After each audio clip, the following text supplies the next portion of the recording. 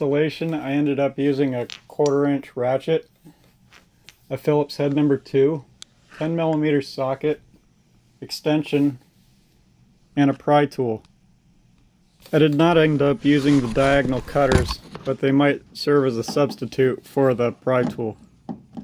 In this installation, I'm going to show you the easy way to do it, but keep in mind the easy way is not necessarily the correct way. The correct way, according to Lexus, is to remove the entire bumper. And that did not interest me in the least, so I created my own way. Starting with the rear, we go underneath and remove this plastic popper. Mine was obviously quite tight, which is good, because who wants their bumper to flop around?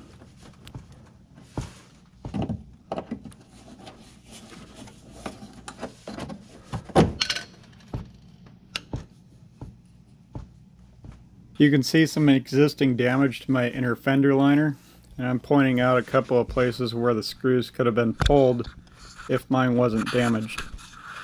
You should only need to pull the top one.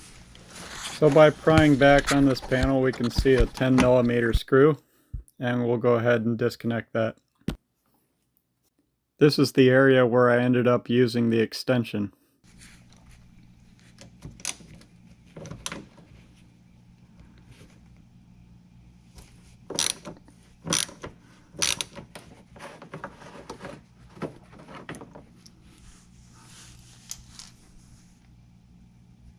Once that screw is out, we're going to go ahead and pull on the fender gently to loosen it, and it'll pop one piece at a time. If the bumper is not loosening under gentle pressure, you may need to lift up a little bit while you pull.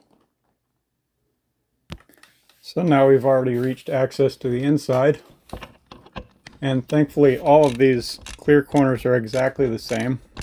They all take a Phillips head number 2. And it's just a very tight working space, and that's why I use this stubby wrench, because it makes my life much easier than trying to take lots and lots of things apart. If you're trying to undo this screw at the end with your fingers, you might be spinning the washer and not actually moving anything. So now with the screw removed, we can go ahead and push it out from the inside. With the back of the light facing you, you'll rotate the electrical connection counterclockwise, roughly 45 degrees. If you're using this video to simply replace the bulb, never touch it with your fingers when you're reinstalling the new one. We're pulling out this old one, and we're not going to use it again, so it doesn't matter. Alright, here's a new clear corner. Much better looking. We can tell that it's for the red because it has a red sticker. The front pair have a yellow sticker. Before installing new ones, there's something we'll need to do to all 4 of these. First, we're going to use one of the existing screws from the old corner to thread the new ones so that it'll be easier to install when you put it in. If you don't do this ahead of time, it might be very frustrating to try and put a lot of pressure to use the screw to thread it while you're trying to hold it in place in a tight spot.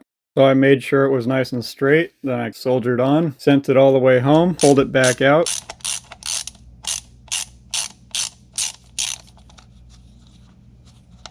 and transferred over the water drain hole gasket, which seems to be an adhesive lined piece of fabric with heat shrink placed on top of it.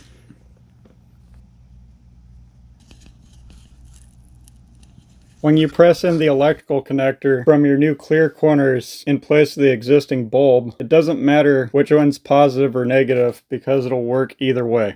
Great, it's finally time to install one. Except when you do, you end up noticing that it's completely loose.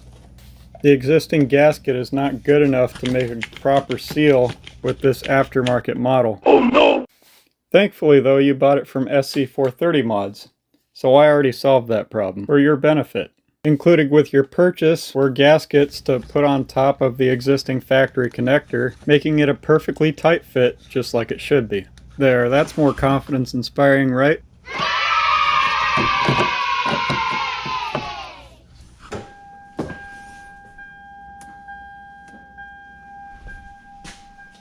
The last thing we want to do is put everything back together just to find out that it doesn't work. So before we move on, we're going to test the light and then we'll put everything back together. So I got the screw started with my finger. And I'm going to get the stubby ratchet in there Get that going.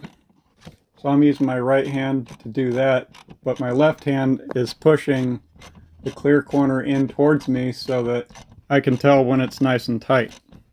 So we sent the screw all the way home and it gave us extra resistance, so we stopped. And then we checked it from the outside to make sure it wasn't loose. Now we can start putting the bumper back together. Keep in mind the tabs have to be on top, so make sure you're not pressing them underneath so that they'll break. Make sure that they go on top inside of the clip. You're not in a hurry and it would really suck to break your bumper. Next we'll put back the 10mm screw with the extension. You can see that it's got a sloppy amount of area that it can play in. So that's normal, because when you go to finish up and it starts getting tighter, you're going to line up the bumper with your fingers while you're tightening it down so that everything is all smooth and perfect.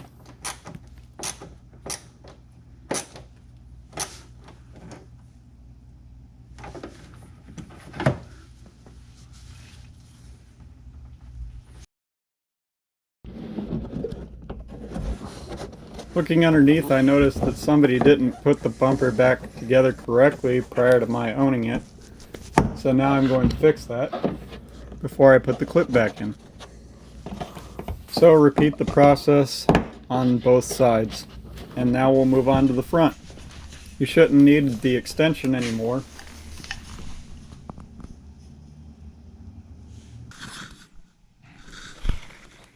And you'll remove 3 10mm bolts from underneath for the air reflector. Mine was missing one in the middle, as you can see.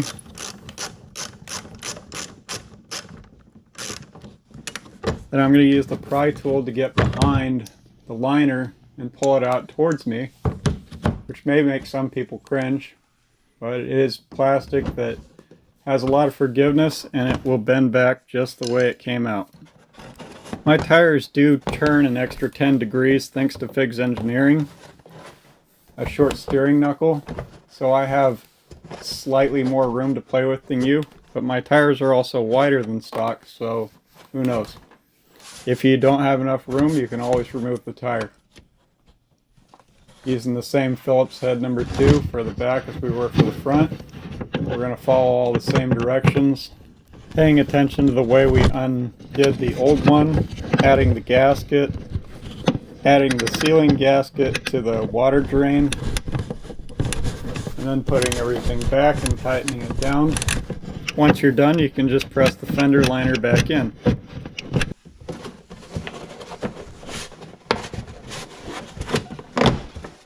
And we'll throw back the 3 10mm bolts from the bottom. Repeat that process for both sides as well. Now we can do our final check and see all 4 in action. And smile! You have newfound clear corners instead of those ugly ones that used to be there. Congratulations and enjoy!